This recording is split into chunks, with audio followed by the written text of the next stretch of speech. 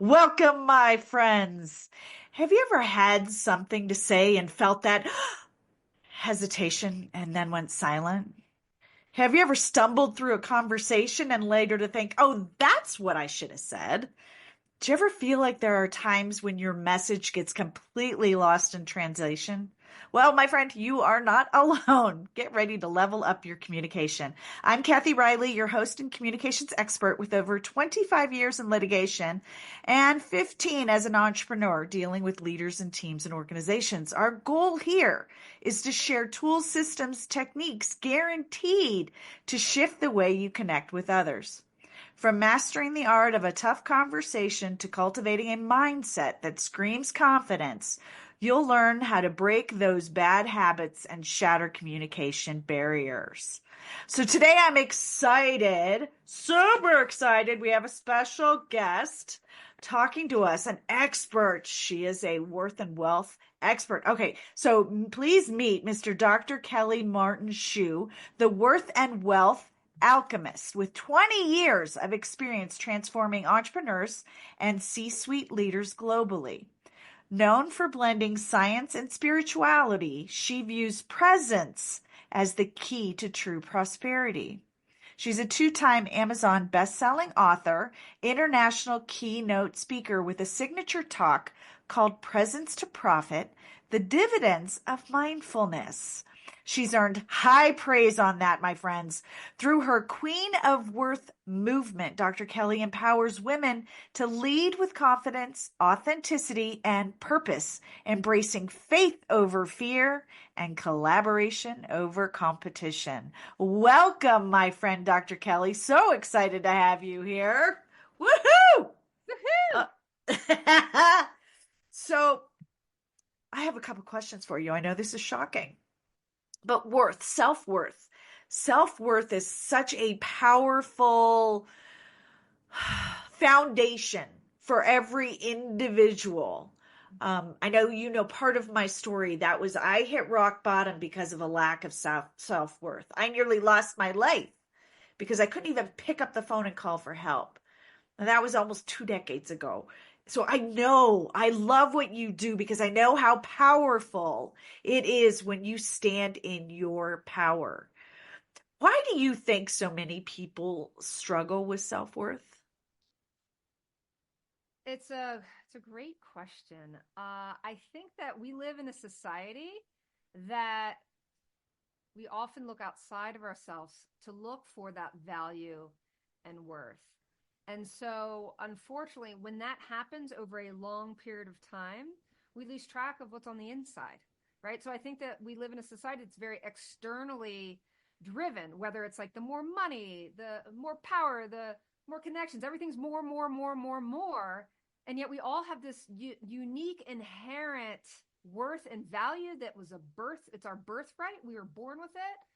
But I don't think that we necessarily cultivate that inner strength and that inner confidence because we don't really know our value because we're always looking outside of ourselves instead of on the inside.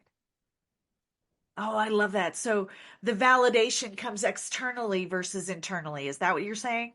Absolutely. Absolutely. And so in the whole comparison thing, oh, well, this person has this and I don't have that. And I think comparison is really at the root of a lot of problems because we're all different, right? So we're all meant to move in the world in a different way. We're all unique. But as soon as we get into that comparison trap, we're lost because there's always going to be somebody that's a little bit better, right? And so we Yeah. really, if we really knew our gifts and knew our value, we would realize that there's no one else to compare ourselves to. So what's one, if somebody's struggling with that comparison, uh, what would you suggest that they do? What's like one, maybe two, well, what's one strategery that Oh, I you love that. would implement, ask them to shift into small change? Small change. So first off, notice how much time you spend on social media comparing yourself.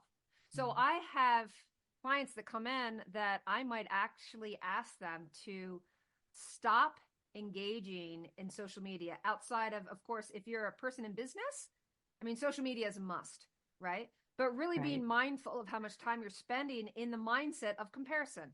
So we do detoxes, social media detoxes is actually a really powerful thing because think about it. For most people's profiles, it's all the great stuff, right? It's all the things that they're celebrating. Not always. I mean, there are people that'll be really vulnerable and they'll share their tragedies, but for the most part, it's a snapshot of what is perceived as the best life on the planet. So a social media detox is something that I think that everyone should do at some point, especially if they're finding themselves in the comparison game. And so that's kind of one of the dares that I have for many people that are in that place. Juicy. So tell me more. Would that be, how long is this detox? 30 days is a great place to just Wow. I know. I know. And as I said, caveat for those in business, I understand the business needs to keep rolling, but you can be mindful of where is my mind in this moment of posting and just pull back a little bit. And that in and of itself, you'll realize, even from a time management tool, you'll start to realize how much time is spent online where you time just goes away and you leave feeling worse off than when you jumped on. Like that's another telltale sign you're in the comparison game. Oh, yeah. Comparison is the thief of joy, right? It is. Ah, oh, so good, so good. 30. Okay. So I may have to take you up on that.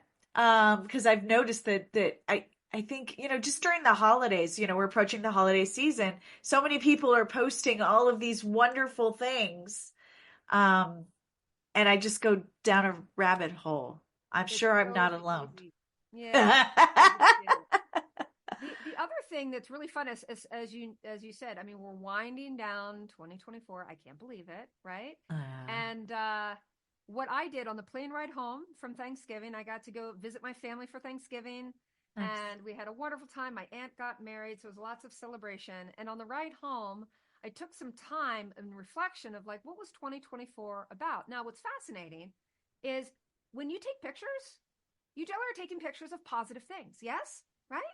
And Yeah. so when you can actually look through what has happened, what was going on January a year ago, March a year ago, it actually is a highlight reel of the positive Oh. things. And so it's almost like a reverse detox. Like instead of doing that with other people, do it for yourself. Go back and re-celebrate and relive those moments that were magical. I love that idea. So good. So good. What a fantastic tip. So, part of communication and self worth has to do with the words that we tell ourselves. What I lovingly call, and it can be the itty bitty shitty committee, our stinking thinking. Mm-hmm. So, how would you suggest someone sort of step into that self worth and self advocacy by managing the thoughts that go around into our head? They're stinking thinking. Mm-hmm. You've got to catch yourself doing it because a lot of it's unconscious. So it is a matter of there's the high level, which is very conscious of what you tell yourself all the time. So you're gonna have to start listening to yourself. Like what words come out of your mouth? Like, you're so stupid, right? Or I can't believe, whatever the words are, right? So even be mindful of the words that you're using and just stop and listen and think, would you want to tell your child that? Would you tell your best friend that? So I think there's certain thoughts that are external and spoken, and to catch yourself and take a moment to pause and think, okay, was that kind? Was that loving? And most likely it's not. And what could you say that would be the medicine for that? So if, you're so stupid, right? You do something, you make a mistake. And so let's work with that one because that might be something that someone's saying. And maybe that comes from an upbringing of bullying or of just being really hard on yourself. So you adopted this mantra of I'm so stupid, right? So you Yeah. got to catch yourself first and then pause and take a deep breath and then come up with maybe 5 things that are truthfully the opposite of that. Well, no, I'm not so stupid. I'm actually pretty bright. I have a master's degree. I whatever, like counteract it with the positive. But I think the first thing is to notice, what are you saying out loud? And you want to catch those things first. So powerful. So is there a secret to catching yourself? Is there a secret to catching yourself?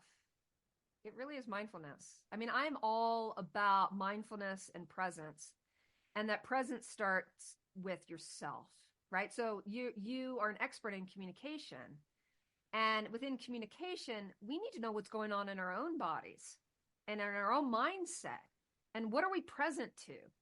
Because we can't be present with another until we're really present with ourselves. So a great deep breath and pausing. And so when we pause, we're able to determine what's going on the inside, both internally, like, how does it feel to be me in this moment? And then what are my thoughts in this moment? And take a deep breath. And then it's like a reset. And then in that reset, we can change directions. So for example, let's say you and I are in a deep conversation. And maybe in the moment I'm thinking, because you're so awesome and you're telling me all these really cool things. And I'm thinking, oh my gosh, what's the next thing I'm going to say that's really cool? People do this, yes? Yes. And then they're not really present with you and your brilliance. So just taking a moment to just stop and take a deep breath and just trust. And it's not so easy to do. But man, when you do it, so much opens up in deep, deep communication abilities by just pausing. And actually listening. Listening. Right. Imagine. Listening. Yeah. Listening and processing information. I think there's so many studies out there that talk about how we listen to respond. We don't listen to hear and process. Mm-hmm. And when we're able to shift that, you really create that connection. You build that relationship, that rapport. Huge, right? In business, but also in just personal relationships. What's that? How do we stop from talking? Do you have any thoughts and suggestions on that? We just stop, right? Imagine that. We're a society that probably talks too much. Although we do have people that would say, no, that's not me. I'm an introvert and I don't talk a whole lot, right? We encourage you to talk more, right? Fill up the space. I mean, yeah, Kathy and I are more extroverts, you might notice, and we like to talk. And so this idea of like that presence, what I notice about presence, first of all, there can be that uncomfortable pause. Lean in. Lean in. And notice where you're just trying to fill in with sound. And I think one of the most beautiful things is to be with a person in a moment and just take that moment and not have to say anything. I'll give you a great example. So as I said, I was just home for Thanksgiving, and Thanksgiving morning, my mom was a stress case with all the things to do, and how is she going to make this Thanksgiving dinner and prep for my aunt's wedding, which is on Saturday, and she's in that fury and all of the angst. And so so my sister's like, what can we do with mom, right? I don't know. There's all this, the to-do list is longer than what could be done. So I called everybody up in my mom's room, and I was like, you know what? Let's just take a moment and think about, how do we want to feel at the end of this Thanksgiving day? And let's just pause. And it was a game changer. We went around in the circle with kind of what we're grateful for and how we want to feel, and just bringing that presence. Everything shifted. She was able to be more present with like what's most important. It's not about she didn't make a pie this year. She didn't make the pie and the cake. I was like, how can we simplify? Right? Because it was really about the family coming together, not about all the checklists being done. So again, coming back to presence and communication, just pause. Oh, so good. But it's not easy. Yeah, it's not easy. It's not easy. And it's an art form. When you say, communication really is an art form. And it's a lost art for a lot of people, especially with this disruption of technology. Yeah. Yeah, we're so busy saying the screen and flipping through things that we're not actually communicating. Yeah. Oh, so good. So good. Okay, so um dealing with family, because you've got a good sized family. How big's your family? Well, most of my For family lives back east from Delaware, so we uh-huh. have, aunts and uncles and cousins, and yeah, so everyone descends like the handful of us that live, like we live in Colorado, but yeah, we've got a nice extended family. Yeah. And any conflicts that get brought up, during family gatherings?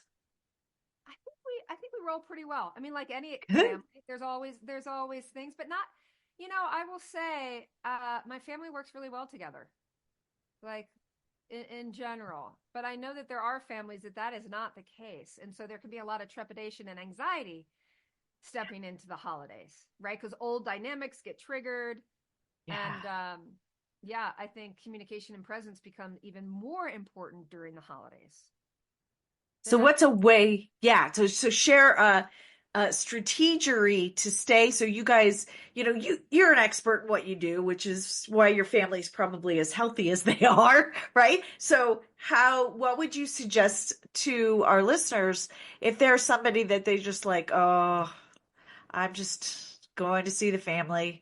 Oh, it's going to be rough, right? Because so and so is going to start stirring the pot or something's going to happen, Yep. right? Is there a suggestion you have to help navigate that? Yeah. Well, it's hard to make a general suggestion when we don't know quite what the dynamics are. Right. But one thing that I would say is, again, coming back to that presence, like, how do you want to feel in the presence of this person? How do you Yeah. want to feel? And so let's say the feeling is, I want to feel peaceful because they highly agitate me. So let's say, so make the target a feeling target as opposed to like the outcome of exactly what needs to happen. And then when you could identify that feeling place, like let's say it's peace, then what would you need to believe about this person, or what kind of expectations? Like you start to understand like what would need to happen for you to feel peaceful. So sometimes you have to lower the bar because it's not going to be perfect, right? And so if you're expecting this Yeah. person to show up perfectly, and you know the patterns, right? And so you're setting yourself up for the pattern yet again and yet again and yet again. You can't expect the other person to change. So who needs to change? You. And so it really is okay. If you want to feel peaceful, how might you set that up? How could you bring more compassion? And one thing I will say is I also think healthy boundaries also need to be spoken, and that's a self-worth thing. Like feeling worthy, if it's someone that, let's say that it is maybe emotionally abusive, like you don't need to walk into an emotionally or aggressive scenario. So I talk to my clients about like, what do healthy boundaries look like, and what does no look like? Like, no, you can't speak to me that way, right? I'm gonna leave. I'm gonna leave if you continue to speak to me that way. So again, it's hard as a blanket question, but I think as it relates to self-worth, I think boundaries are really important, and taking personal responsibility of what are you gonna do differently. Because if you walk in the same way you always walk in, the chances of things happening the way they always happen are quite clear. I mean, the path is set. So again, coming back to that feeling, how do you want to feel, and deconstruct it and take personal responsibility? Oh, yeah. At the end of the day, you're the boss of your body, right? You It's are. up to you. It's up to you. Oh, I have so many questions. Where do I want to go? Um, I love this. I love this. It it it makes me think of a conversation I was having with one of my clients about, arguments and boundaries and all of that. You don't have to participate, Yeah. right? If somebody's trying to stir the pot, right, because they just want to, that makes them feel better, right? We all know people who just like to stir the pot, right? Yes. You don't have to participate in that conversation. It's true. You don't have to play their game. You can walk away. You can totally act differently. I was actually coaching someone earlier today, and it was around team dynamics. And she's high level C-suite woman in leadership position. And they had like the team meeting, and she had gone through all the planning, right, as we're stepping into this new year. And she made a request that part of what they needed to do outside of the meeting was to create those metrics of like, how are we going to know that we're tracking you? And someone's kind of like, snarled or said something that was like, I forget what it was. Like, we don't know how to do that. Like very like, right? Uh-huh. And so it really, she started feeling like she was losing control of the room and the group. And so we went through this whole thing of like, well, maybe they were confused. Maybe like, what else could this mean? Right. But I think it's really powerful as a leader to pause and actually say, hey, that tone that you just used with me, I'm curious, where is that coming from? I noticed the whole energy in the room just shifted. Everything was going well. Like, how can I support you? Again, instead of like rising and being defensive, getting Uh-huh. curious. And I think as leaders, we need to be willing to call out what we feel. Everybody in the room feels it. Wow, there's all of a sudden a lot of tension in the room. Call it out. That's what true leadership is, to like call out that which a lot of people won't speak to. And so we kind of coached her on like this next level of leadership, is that willingness to pause and to call out those uncomfortable things and not point fingers, but get curious and call out what's not working. And yeah, it was amazing for her to witness this next level of leadership and what this new identity will be for her. And yeah, that willingness to pause and be like, oh, what was that about? And in coaching, I do this all the time. It's like, as a beginner coach, I remember you would hear somebody like take a deep breath, like, and as a beginner coach, I would never call that out. But now if someone takes a breath like that, I'll be like, oh, wow, what was that about? I just heard you take a deep breath. Like the willingness to call that out is next level leadership. Whether you're leading yourself or leading another, is like getting curious. And so someone might say, wow, I'm really stressed out. Or maybe it was a money conversation. Oh, now we're talking about money. I'm really strapped. Like it could be a number of different things, but it's all about how do we respond to the stimulus, and are we willing to be curious? Oh, that's so good. So good. And then what I often coach to, and especially in corporations, is talking about asking those clarifying questions. And Yes. when you start it with "I'm curious," you deflate the situation because it's not you, right? It's just it's out of curiosity. So people feel emotionally sort of like a lower anxiety, right? They're just, their Mm-hmm. back doesn't feel like it's getting pushed against the wall when you just say, "I'm really curious. What made you say that? I'm Yeah, curious what's really going on there." There was just something was going on. I'm exactly. curious. Why do you want to know? That one I use with the family all the time. I'm curious. Why do you want to know? I could tell you, but then I'd have to kill you. Yeah, exactly. Exactly. I will not give you the pumpkin pie recipe, okay? It's mine, baby. It's mine.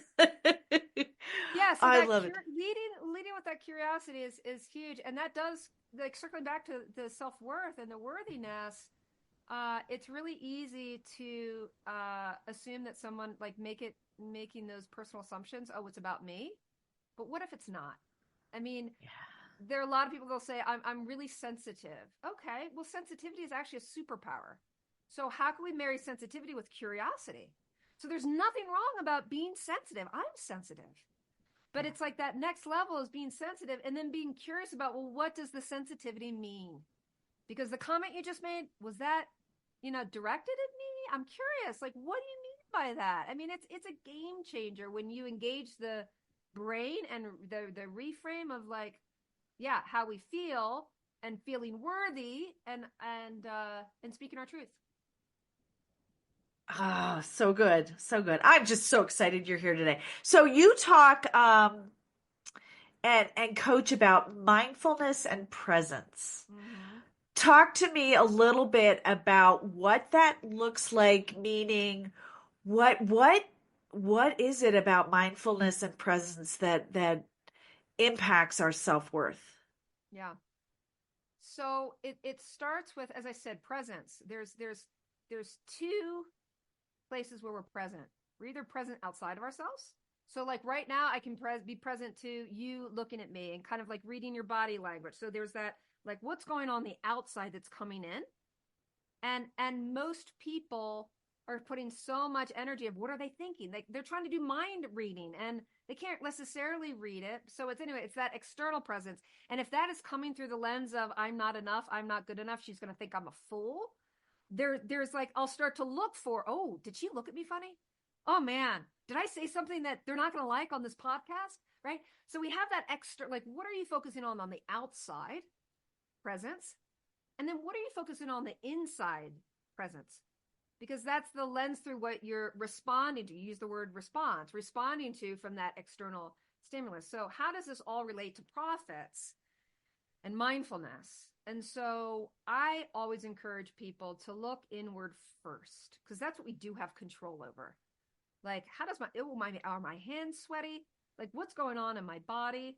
And let's bring this to like a business conversation. Let's like bottom line bring this to business. So let's say that you are having a sales conversation, right? And we make that pivot. Maybe there's been fantastic communication. There's been fantastic rapport. And now it comes to the sale, which if you're in a conversation, they know it's a sales conversation. You know it's a sales conversation. It's not like, oh, and I'm going to throw in the sale here. Like, you've established that rapport. If you've been present on the outside, present to what they need, and it fits whatever you're selling, now it's like, okay, now we're going to come from that place of service. How can I serve? Can I meet those needs? So you want to turn inward. If you're feeling like, oh my gosh, they're never going to buy from me. Oh, I don't know. Now we got to talk about money. And oh my gosh, this is a $20,000 product or service. Oh, what if they don't have enough money? It is the holidays. They've been probably like, if that's the internal dialogue and there's that feeling of I'm not worthy of connecting this person to a product or service that is a good fit, it's going to be reflected in your language, your tone, all the things they're now going to read into you. And if you're feeling really insecure, who else is going to feel really insecure? They are. Okay. Yeah. So this is just as an example, how presence is linked to profitability in money. Like, money is only one component that I look at when I'm talking about being prosperous in life.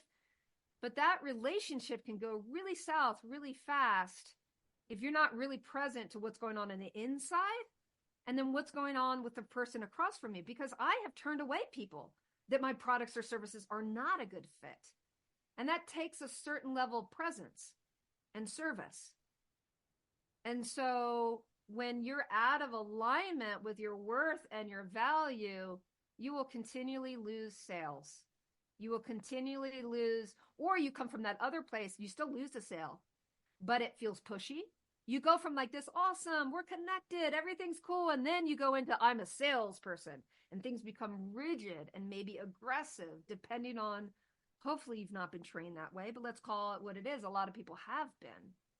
So the energy really, there's a natural shift that whenever we talk about money, most people, it does bring up some kind of weirdness. Let's just call it for what it is. But can you be present and call out what's weird? Like, oh, wow, I felt like we were really connected. Now that we're talking about money, I feel disconnected. I feel like maybe there's something, did I say something that didn't land for you? Like, that's powerful presence.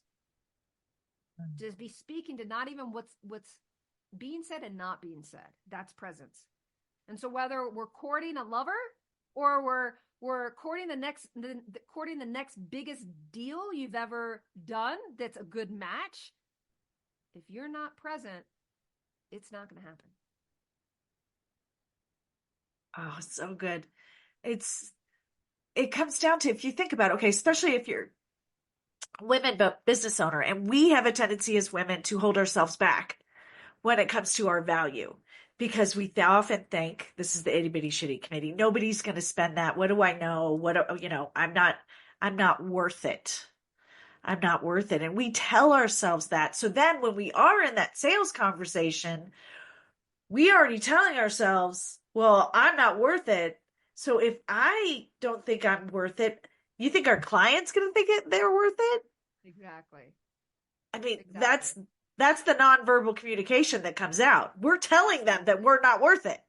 Exactly. And it's all those cues, it's all those inner cues. And so a lot of the work around identity and the reframing to feel worthy. And so worthiness may not show up in the money department. Like you could have somebody that cranks it financially. This is an 8-figure entrepreneur, right? But is she taking time for herself? Does she feel worthy of going to the gym a handful of times a week and jumping in on a cooking class? Like whatever the self-care, because she's driven, she's got a family, and she possibly has kids, like all the things. And so worthiness for that woman, the driven type A rock star in the business world, and she has no white space in her calendar. That's a worthiness thing. I'm sorry. It is. It is, because you are worthy of white space. You are worthy of downtime. You're worthy of eating well and taking really good care of yourself. So it shows up in different ways. So for that woman that's out there, with no white space on her calendar, that's just wearing all those different hats, right? Because most moms right now, they're working, right? So you've got your household, you've got your spouse, you've got, the house, the children, the job, doctor's appointments, you've got it all. Probably family, like parents that you've got to look after, all of these things. What's one thing our listeners can do if they can relate to being that person without white space? Because men do it too. Men do it Yeah, too. men do it too. Men do it too. So what's one thing our listeners can do to improve that calendar so Yeah, that they improve that worthiness? yeah. So I can give you the really, really simple. They're really simple. Let's just go back to the breath, which is a simple practice. You don't have to go through a mindfulness training and a meditation training, and you can't get it wrong, and you can't mess up on this one. But there's, if you were to put a little reminder in your calendar that starts kind of when you get up in the morning, and every 3 hours you get a ding, and take that as a reminder to just take 10 deep breaths. Anybody can do that. Anybody can do that. And so if you replicate that, so every 3 hours, right? Let's say that goes out, that's a 15-hour day. Hopefully you're not having a 15-hour day, but you can see that accumulates. Those pauses accumulate. So sometimes it's a matter of starting really simple, because anyone can do that. Okay, allowing a stop sign or stoplight. Every time you get to a stop sign or stoplight, take a couple deep breaths. Like this is the beginner's guide to mindfulness. And if you're in that traffic jam, take some deep breath. You're not going to get there any faster by stressing out. So using these like parts of our routine as reasons for stopping and pausing. And I would say for the entrepreneur, that's the mother, that's the wife, that's all the things she can't afford not to. Because at the end of the day, so my background is as a chiropractor. I know a woman like that can only last so long before it reaches health crises. And so you don't have time. What do they say? You don't have time not to do this. So if we can just start you with like the mini, then really from there, it means that commitment of white space being non-negotiable. And so that's what I really work with women with. It's like non-negotiable, because it will erode your relationships, your connection to your children. Like if you're not full and filling yourself up, then really you have nothing to give. And you're just like, you lose your power. You lose your power to be your best self. Oh, well, and it's a great, so we all have these wonderful things, these smartphones, right? And it's not hard to program in, a reminder every 3 hours during the workday, right? So like, or during the day, Yeah. um, And just there's an to app. pause. There's an Oh, app. there's an app? There is an app called the Triple Flame app. It gets into Gene Keys, which is one of the things I study. And so you can actually program it. It's already programmed. It starts at like my first ding goes at like 9 a.m., even though I'm up at 6 a.m. meditating. So it goes 9 a.m. until I'm ready to go to bed. And it also has I could take like 5 minutes to take a quick meditation with an audio that I could follow. But even as like that ding comes in and there's a quote, like a mindfulness quote, it's like a reminder of like, oh, wow, I'm not present right now. Like even the ding is a presence reminder. And that's where I was going with this. Is like when you hit the ding, right? So it forces you, okay, I'm going to take a breath, but then you become fully present. If you're breathing, you're now getting in tune with your body, right? Absolutely. As you're like, okay, that's my lungs, breath in and out. Then you start thinking about you're going to start thinking about, what am I thinking about, right? Exactly. Where am I at? You're going to pause and do all of that, and then step into being just aware, that awareness. Absolutely. Absolutely. And we've gotten to the point where I think that our unit of value in America, our unit of value has been linked to productivity. And it's horrible. It's horrible. And so again, that external, I am valuable when I produce XYZ or this amount of money or this big house or whatever it is, versus no, you are valuable, and to take that pause. What's amazing is when people really start to practice pausing and mindfulness, the other things that they're desiring actually show up more in grace.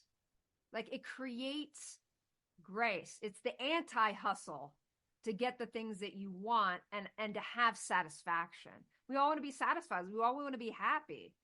And so playing the rat race game, it doesn't serve any of us. And it doesn't mean that there aren't going to be seasons when we're busy. But man, life is about, it's the marathon, right? And so the way that you're acting in life right now, is it sustainable? For many people, it's not. And they've lost that ability to, like, I have an apple tree in my backyard that was probably planted. The house was built in 1900. It's a historic house, and it's like that apple tree, its presence, and watching it go through the seasons. I get to look outside or see the birds and just take a moment. It doesn't take a lot of time. It doesn't, and it just brings us back to our core values, right? Who are we as a human, and what really matters? Exactly. um I think a lot we talk about external factors and validation, because this is what we're supposed to be doing. But Exactly. once we really become present and mindful with what really matters, our core values, things will start to shift when we start following those patterns, Absolutely. behaviors, um, and honoring that versus what everybody else thinks we should be doing. I'm so glad you're bringing that up, of what you think you should be doing. And so one of the things that I do in my body of work is when someone onboards to work with me privately or even in my group programs, we'll do a human design chart reading. And so we'll take a look at what are their unique talents, what are their gifts, what's their purpose on the planet, how can they make better decisions, all the things. And one of the things that people learn is, oh, wow, all the what we call the conditioning field, which is parents and friends and churches and teachers and all of the system that's from the outside that tells you who you are and what you're meant to do, and all the shoulds. Well, think about that. A lifetime of accumulation of all that, it's a lot of all of what you're not, versus what would life look like if you deeply honored, like you said, your values, what's Uh-huh. important to you, and then also how are you uniquely designed to be prosperous, to be Yeah. happy, to feel fulfilled. It's kind of a letting go of all the things you're not. And I think we saw that a lot during the pandemic. There are people that went down and down hard, and then there are people that rose. And we look at how many people moved during the pandemic and made major shifts in their life. Some people started exercising and they had to let that go. For the every person that started exercising and getting really healthy, there's the other person that's like eating the Ben and Jerry's, right? Same stimulus though, right? Yeah. Yeah. And Yeah. so it's like, I think that pause, while it was really hard for humanity, there are people that realigned with their values. And from that, what a gift. I to me it was a gift, because I'm an introvert. I act like an extrovert. I've been trained to show up like an extrovert, but I'm truly an introvert. So for me to say, okay, You can't leave your house. I'm like, okay. You're like, I got it. I'm like, wait, people want to Zoom now? Yay! But Yeah. I years ago, I looked at core values and I really dug deep on what it, and I think this was before human design was a thing, right? So Yeah. I went through this whole process of identifying core values. And in my first business, um, I hit a plateau. Like I could not get over this hump and I couldn't figure out why. And then once I identified my core value, my family is one of my core values, right? Spending time with my Me family, too. being there present, right? And all they drive you nuts, but God bless it, I love them, all right? And being present for my daughter. Well, I was doing this direct sales at a jewelry company, which meant I was partying. So they get home, I leave, right, to go party with ladies, right? And then I'm not getting home, putting my daughter to bed, right? And I'm stepping out on weekends. And my family time has gone to nothing. And then I Mm, wonder why my business is not thriving. Like I'm doing all wow. the things I'm supposed to do. And it was a huge aha for me. Yep. That I'm like, so when, and I believe the good Lord, I believe in God, whether you believe in karma, energy, whatever it is, he ended up shutting that business down, which forced me to go into what I kind of wanted to do anyway. And I was kind of, Yeah. because I was speaking and I was doing all this other stuff.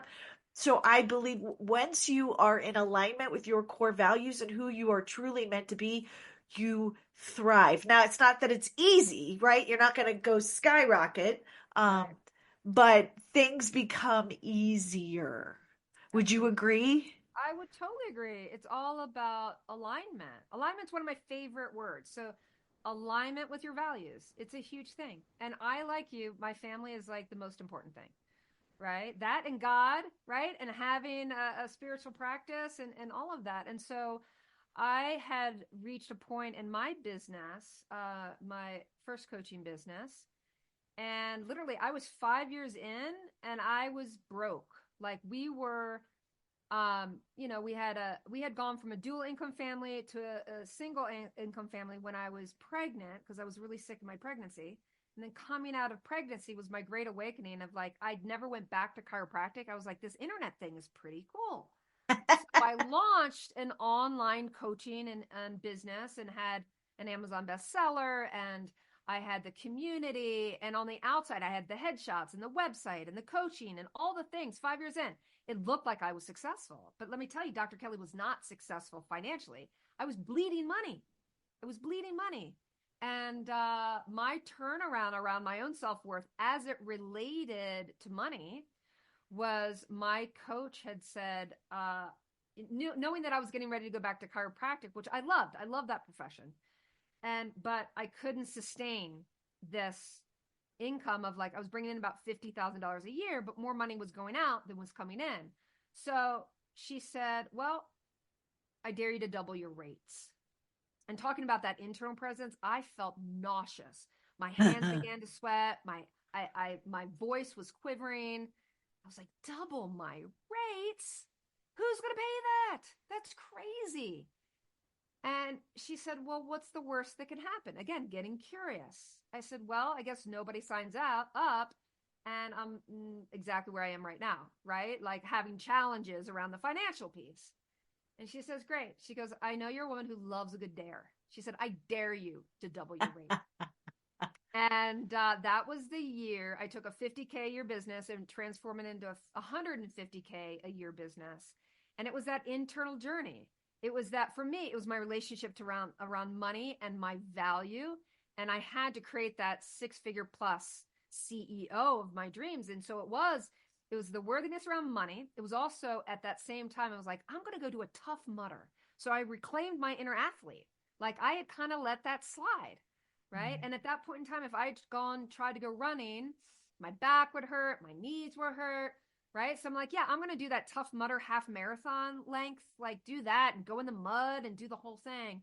So it really is, when we're talking about business and next leveling, next level, it's your values, making sure you're in alignment. It's doing something that you love. It's that internal game of, do you feel worth it? Like that next level, like all of that and getting everything to alignment. So that was my fast kind of roundabout acknowledging values are huge. And if in my mind, if I thought that next level looked like it was going to take time away from my family, it wouldn't have worked. It wouldn't have worked. Yeah. Oh, so good. Well, you walk the walk, right? Yeah. You don't just talk it, you walk the walk. You walk the walk. Gotta walk it. Oh, love it. Okay, so I have some questions that I'm going to ask you real quick Okay. as we're winding down, just so our audience gets to know you a little bit. Okay. So are you morning or night person? Now morning. Now morning? Historically, I was more of a night person, and then once I became a mother, it flipped. It flipped the switch, and now I'm up at like 6 a.m. and I'm exhausted at the end of the day. So morning. Nice. Okay. Salty or sweet? Sweet. Sweet. Okay. So dinner out or at home? Oh, that depends. I love to cook and I love having dinner at home, but there's nothing like going out for some fine food. So can I say both? Because it's an Yes, open absolutely. universe. Yes. Yes. So if you wanted something yummy, would you eat it or drink it? Eat it. Eat it. Um, Beach or mountains? Mountains. I live in Colorado. I love the mountains, but I miss my beach time. I used to windsurf and was a sailing instructor. So again, that's kind of like both. But I choose to live in the Rocky Mountains, so I guess it's mountains. Yeah. See, and I love the beach, but I love the mountains because I live here. But Yep. if I could choose, it would be beach. Um, so would you watch a movie or like a series? A movie. A movie? Okay, and last, so when it comes to reading books, is it paper or Kindle?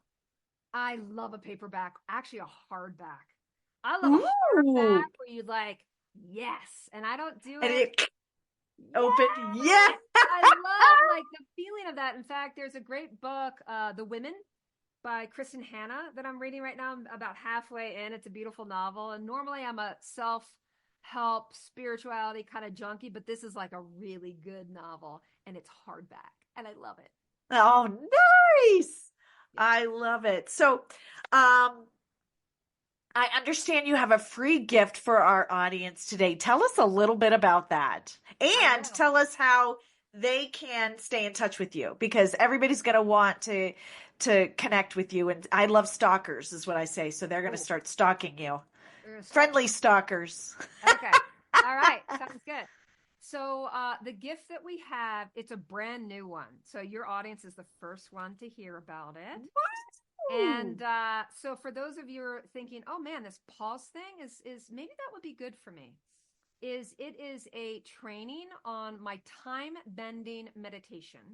And so we do a training, which is like a video training, and then the audio only portion where I will guide you through a meditation, and I will let you know if you're willing to do this, your time will expand.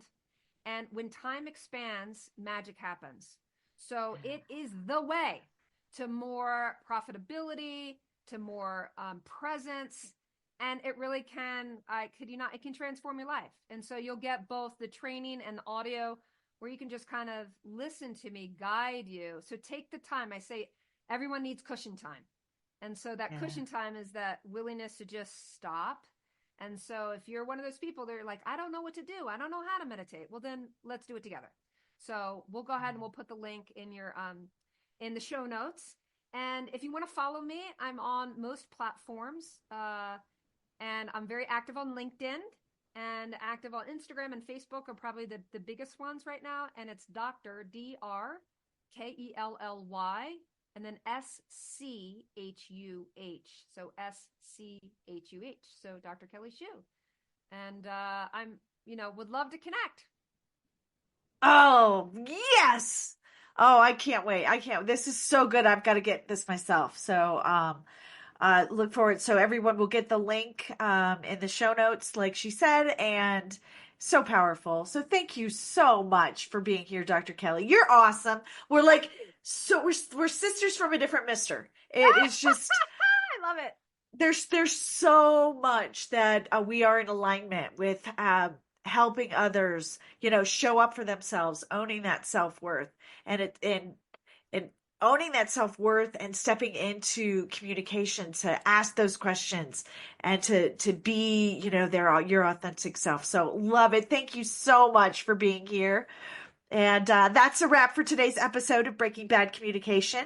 Thank you for being here and tuning in. But before we sign off, don't forget to subscribe. And, if you heard something today that resonates with you, or you know somebody who could use this message, feel free to share this, repost it, give them the link. Know this: the quality of your life is determined by the quality of your communication. So as you head back out into the world, remember every conversation is your chance to shape your life and the lives of others. Whether it's a tough talk or a casual chat, be clear, intentional, and listen like it matters. The better you communicate, the more your life aligns with what you truly want. So get out there, own your voice, own your worth, and make your words count. Giddy up.